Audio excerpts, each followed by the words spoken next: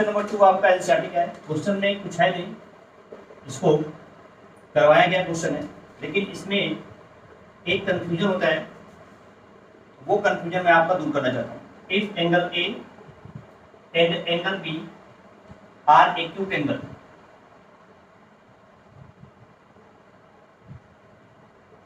ठीक बच्चों, ये बोला कि ए और बी दोनों एक्यूट एंगल है, इस तरीके से है such that cos of A equal to cos of B, cos of A equal to cos of B, then so that क्या शो करना है, so that angle A equal to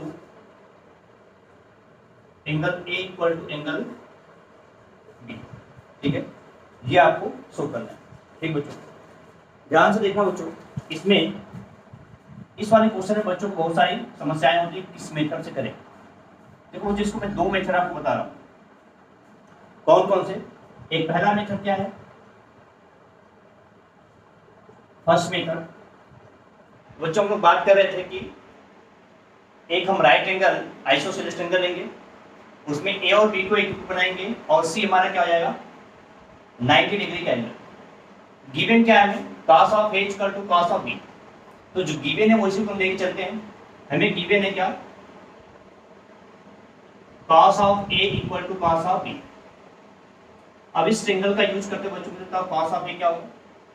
cos of A observing angle लिए है, इस observing angle के लिए perpendicular बनेगा, ये बेस बनेगा और ये क्या बनेगा हाइपोटेनस। तो cos क्या होता है, बेस बाई हाइपोटेनस, मतलब आएगा AC बाई आपका AB। cos of B observing angle B के लिए ये बनेगा परपेंडिकुलर और ये बनेगा बेस और ये बनेगा हाइपोटेनस। तो cos of B क्या होता है, बेस बाई हाइपोटेनस। B के लिए बेस बनेगा BC, हाइपोटेनस बनेगा AB। ध्यान से देखो, ये और ये कैंसिल होगा, ये आ जाएगा AC इक्वल टू AB। अब ध्यान से सुनना कि किसी एक ही ट्रायंगल में अगर दो साइड इक्वल हो, एक ही ट्रायंगल में दो साइड इक्वल हो, तो इक्वल साइड के जो अपोजिट एंगल होते हैं वो इक्वल होते हैं। इक्वल साइड के जो अपोजिट एंगल होगा वो इक्वल होगा। तो ध्यान से देखो, AC के अपोजिट एंगल कौन सा एंगल B और BC के अपोजिट एंगल कौन सा एंगल A। तो हम लिख सकते हैं क्या कि in triangle ABC in triangle ABC if AC is equal to BC, जो कि हम इक्वल दिखा चुके हैं, देन एंगल AC के अपोजिट कौन सा एंगल है B equal to angle A। यहाँ ब्रैकेट में जो क्या angle opposite to equal sides, angle opposite to equal sides are equal. ठीक बच्चों, ये बिल्कुल आसान सा क्वेश्चन है। अब बात समझ में, अब आपको बात समझ में आई कि ये क्वेश्चन मैं क्यों बता रहा हूँ। देखो कई सारे बच्चों के अंदर ये कंफ्यूजन होता है कि इसमें दिया गया है कि ए और बी एक्यूट एंगल है, तो जरूरी तो है नहीं कि वो राइट एंगल आइसोसेलेस एंगल हो। मींस ए और बी जरूरी नहीं कि एक राइट एंगल ट्रायंगल के अंदर ही एक्यूट हो। ट्रायंगल तो किसी भी तरीके का हो सकता है, जरूरी है नहीं कि क्या हो राइट एंगल हो ही। तो क्या इसी किसी और भी ट्रायंगल में इस क्वेश्चन को प्रूव किया जा सकता है, बिल्कुल उसको भी प्रूव किया जा सकता है। क्या, और दूसरा क्या होता है कि बच्चे बहुत सारे क्वेश्चन करते हैं, क्या इसे मैं एग्जाम में करके आऊंगा तो नंबर मिलेगा, बिल्कुल नंबर मिलेगा, इसमें कोई दिक्कत नहीं है। ठीक है, आपको ये कंफ्यूजन नहीं होना चाहिए कि अगर मैं राइट एंगल आइसोसेलेस ट्रायंगल लेके चला तो ये गलत हुआ, क्योंकि कहीं नहीं लिखा है कि आप राइट एंगल ट्रायंगल न लो। ठीक है, तो आप ले सकते हो और बिल्कुल इस मेथड से आप इस क्वेश्चन को कर सकते हो। ठीक, अच्छा देखते हैं नेक्स्ट टाइप में। इसके सेकंड मेथड में मान लीजिए मैं कोई ऐसा ट्रायंगल लेके चलूं जो राइट एंगल ना हो लेकिन ए और बी क्या हो एक्यूट है, तो क्या इसमें इस चीज को प्रूव कर सकते हैं, तो बिल्कुल कर सकते हैं। देखते हैं बच्चों, इसको हटाते हैं सेकेंड मेथड में। अब इसका सेकेंड मेथड में क्या करूंगा बच्चों, जो इसका सेकेंड मेथड है इसमें मैं एक ट्रायंगल लूंगा ABC, क्या लूंगा A B और C, A B and C। ध्यान सुनना, A और B एक्यूट है तो A और B क्या बन गया हमारा एक्यूट एंगल। इस टाइप का ट्रायंगल दिया ABC, इसमें A और B क्या कर दिया एक्यूट एंगल। अब बच्चों यहाँ पे मैं क्या करूंगा, C से AB पे एक परपेंडिकुलर ड्रा करूंगा। यहाँ पे जो करने वाले ड्रा, इसको मैं नाम दे देता हूं CD परपेंडिकुलर ऑन AB। ठीक है, मैंने ये किया, क्या किया सी डी परपेंडिकुलर ड्रा कर दिया ए बी पे। ठीक है, बार बार आपको कंफ्यूजन रहता है क्या इस क्वेश्चन को किसी और ट्रायंगल में लेके जिसमें राइट एंगल ना हो किसी भी एंगल पे, लेकिन ए और बी इक्वल है, तो क्या उसमें भी प्रूव किया जा सकता है? बिल्कुल किया जा सकता है। देखो ध्यान से, C D perpendicular on A B, A और बी दोनों क्या है? Acute angle. ठीक है, गिवन है हमें क्या? cos of A equal to cos of B. Given हमें cos ऑफ ए, इसको मैं लिख लेता हूँ यहाँ पे, देखना ध्यान से। गिवन है क्या? cos of A equal to cos of B. अब देखना ध्यान से, मैं ट्रायंगल एसीडी के अंदर, इन ट्रायंगल एसीडी में cos ऑफ ए की वैल्यू आपसे पूछूं, cos ऑफ ए की वैल्यू क्या होगी? cos ऑफ ए के लिए ध्यान से देखना, आपका बेस ये बनेगा, हाइपोटेनस ये बनेगा, तो क्या आएगा? एडी बाई एसी आएगा, AD by AC. Similar way में अगर ट्रायंगल बीसीडी में देखा जाए, इन ट्रायंगल बीसीडी, तो cos ऑफ बी क्या है?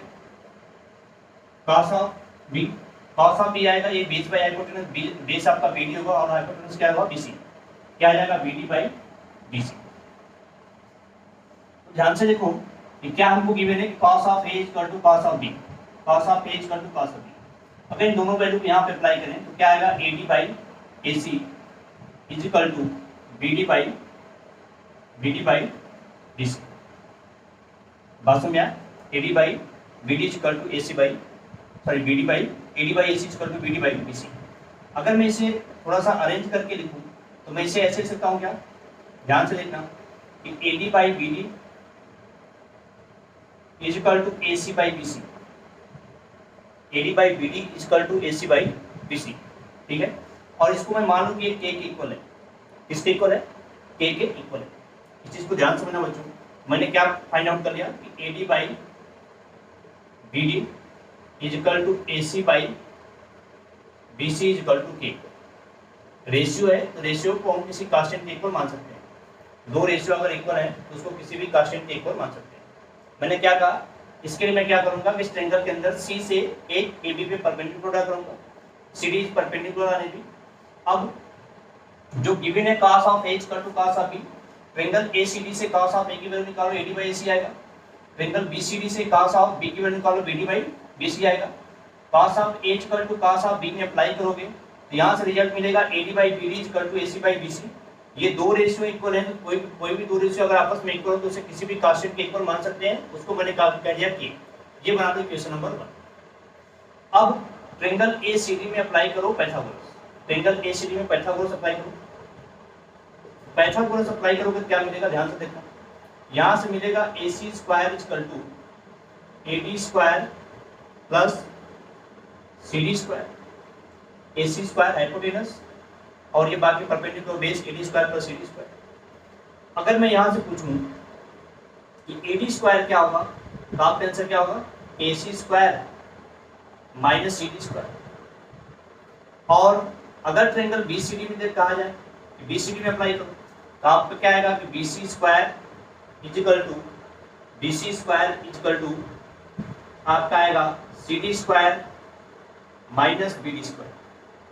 बात समझ आया? CD square minus BD square, sorry plus, ठीक है, ये हाइपोटेनस है। BC square equal to CD square plus BD square. बात समझ आ रहा है? अच्छा देखो ध्यान से, यहाँ CD का मान था तो मैं CD स्क्वायर इक्वल टू लेके आना था। ये दोनों में CD का मान है, CD स्क्वायर इक्वल टू क्या आ जाएगा? AC square minus AD square, AC square minus AD square. और यहाँ CD स्क्वायर इक्वल टू क्या आ जाएगा? BC square minus BD square. बात समझ आया? ये आपको मिला, जिसे आप मान सकते हो कि इक्वेशन नंबर 2 है ये, और ये इक्वेशन नंबर 3। ठीक, इक्वेशन 2 और 3। इक्वेशन 2 और 3 का ध्यान से देखो, इसे माना 2 और इसे 2 और 3 का लेफ्ट हैंड साइड इक्वल है।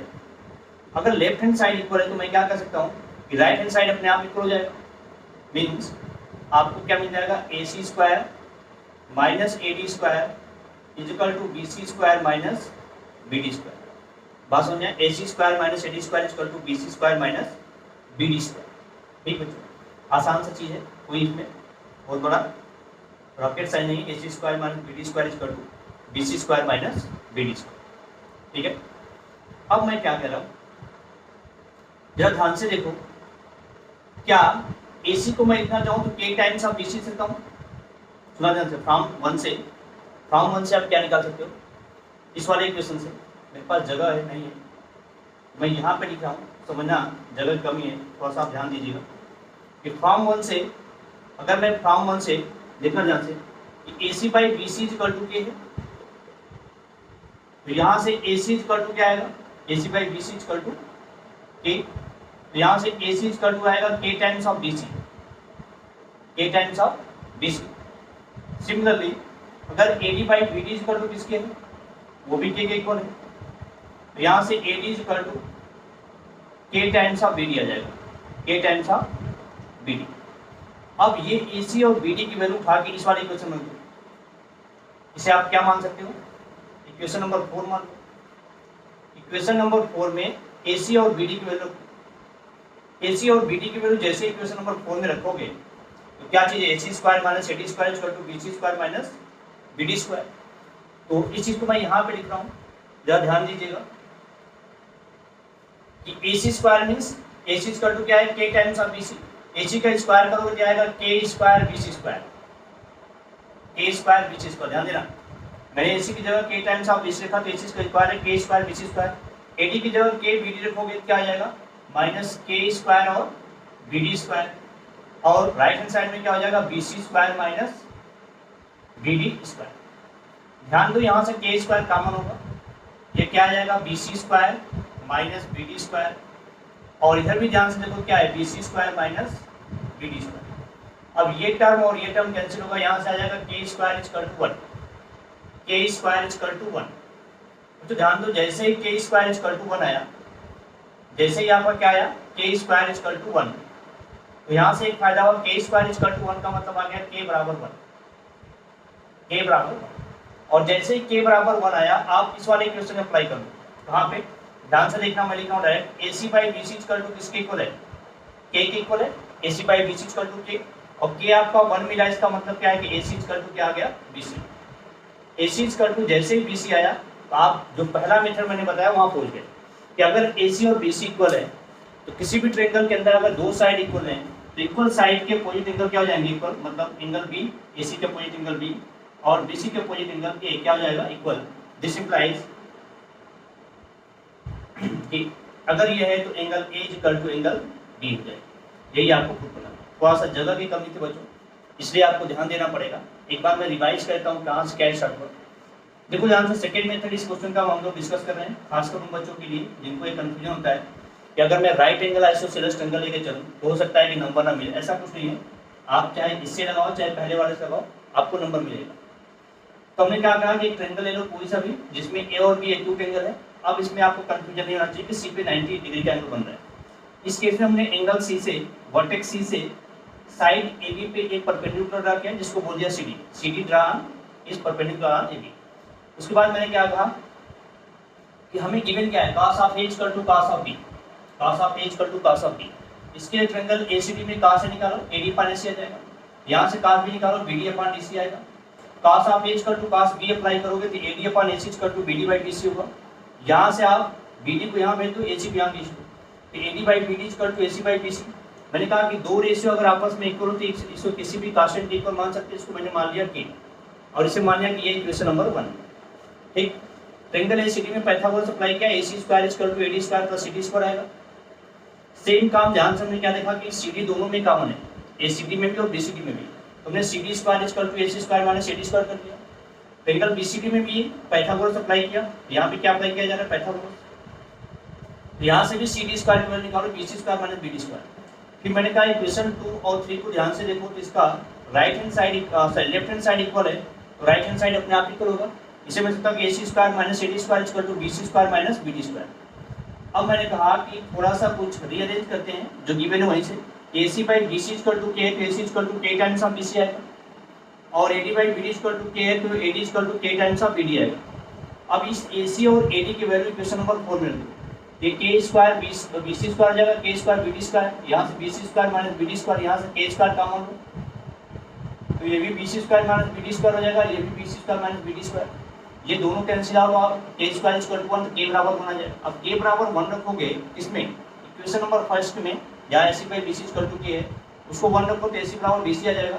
और जैसे ही किसी ट्रायंगल में दो साइड इक्वल होती है तो इक्वल साइड के अपोजिट एंगल क्या हो जाएगा, angle A equal to angle B। ठीक बच्चों, तो इस तरीके से आपका इस क्वेश्चन को लगाने के दो तरीके मैंने बताए, दोनों ही सिमिलर है, बहुत ज़्यादा डिफरेंस नहीं है। ठीक है, आशा करता हूँ आपको समझ में आया होगा। चलते हैं नेक्स्ट क्वेश्चन को, तब तक आप इसे स्क्रीनशॉट लेके आप इसे नोट डाउन कर लीजिए।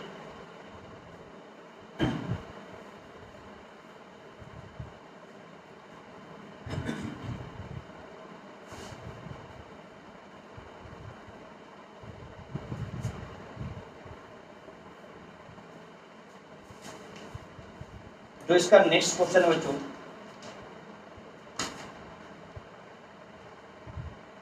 नेक्स्ट क्वेश्चन इसका, if A is acute angle in right angle ABC।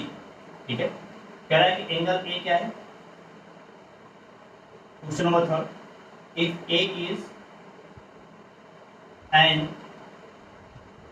Acute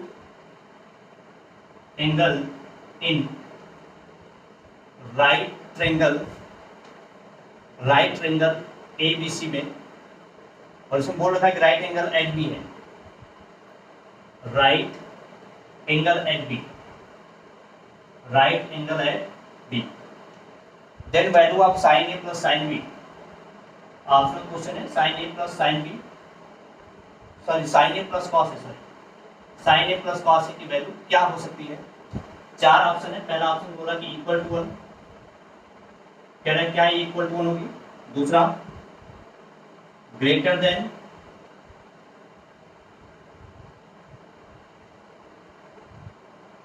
greater than 1 होगा। तीसरा लेस देन 1 होगा। और चौथा क्या है, इक्वल टू 2 होगा।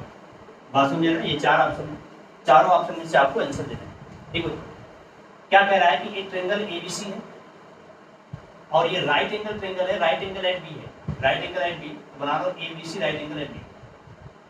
अब कह रहा है कि sine A plus cos A की वैल्यू कितनी होगी। अगर मैं इस ट्रायंगल से आपसे पूछूं कि साइन ए प्लस कॉस ए कितना होगा, तो आप क्या लिखो, साइन ए की value perpendicular by hypotenuse, perpendicular आपका BC है, हाइपोटेनस आपका AC, कॉस ए क्या होगा, base by hypotenuse, AB by क्या आएगा AC। ध्यान से देखो, इन दोनों का डेनोमिनेटर सेम है, ऊपर क्या आएगा AB plus BC, AB plus BC। अब आप ध्यान से सुनो, किसी ट्रायंगल के अंदर दो साइड का सम हमेशा तीसरी साइड से बड़ा होता है। बात समझ आया। इसका मतलब क्या है कि AB प्लस BC हमेशा AC से बड़ा होगा, या मैं ये कहूँ कि AC हमेशा छोटा होगा किससे, AB प्लस BC से। बात वही है, AB BC का सम AC से बड़ा होगा, या AC हमेशा छोटा होगा किससे, AB प्लस BC से। इसका मतलब कि ये वैल्यू जो छोटा होगा AB प्लस BC किससे छोटा है, AC से, AC बाई AC। इसका मतलब ये कितना आएगा, लेस देन 1 आएगा। बात समझ में आ रहा है, लेस देन 1, और लेस देन 1 कौन सा ऑप्शन है, ऑप्शन नंबर C। ये क्वेश्चन आपके आर डी शर्मा का है। एक बच्चों अच्छा क्वेश्चन था, इसमें थोड़ी सी चीज समझने वाली थी। दूसरा, ये तो बिट मेथड था, आप इसे कैसे ऐसे करते। अगर आप समझ में आता है क्वेश्चन है। नेक्स्ट क्वेश्चन बच्चों एक दिया गया कि क्वेश्चन नंबर 4 है, कह रहा है कि ABCD कोई एक आइसोसेलेस ट्रेपीजियम है। ABCD क्या है, आइसोसेलेस ट्रेपीजियम, आइसोसेलेस ट्रेपीजियम, और इसका फिगर दिया हुआ है ना, इसका फिगर भी गिवन है, लिखा है as shown in figure, as shown in figure, जैसा कि फिगर में दिखाया गया है। कह रहा है इसकी पैरामीटर क्या होगी, इट्स पेरीमीटर इज, इसका पेरीमीटर क्या होगा ये आपको बताना है। इट्स पेरीमीटर इज क्या होगा, और ये भी एक ऑप्शन क्वेश्चन है, इसका भी ऑप्शन 8 + 4√2, ऑप्शन बी है इसका 10 + 2√2, ऑप्शन सी है इसका 10 + 4√2, और ऑप्शन डी है 11 + 4√2। ठीक है, ध्यान से देखो, इसका जो फिगर है कुछ इस तरीके से गिवन है।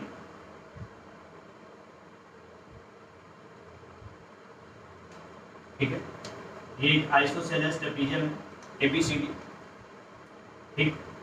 इसके फिगर में ये कहानी गिवन है, ये 2 यूनिट का है और ये 3 यूनिट का है। ये एंगल 45 और ये भी एंगल 45 और ये एंगल 90 डिग्री, मतलब ये एल्टीट्यूड है इसमें, ठीक है।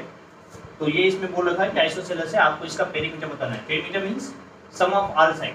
तो आपको फाइंड आउट क्या करना है, सिंपल से आपको क्या फाइंड आउट करना है, AB plus BC plus CD और प्लस AD, ये आपको निकालना है।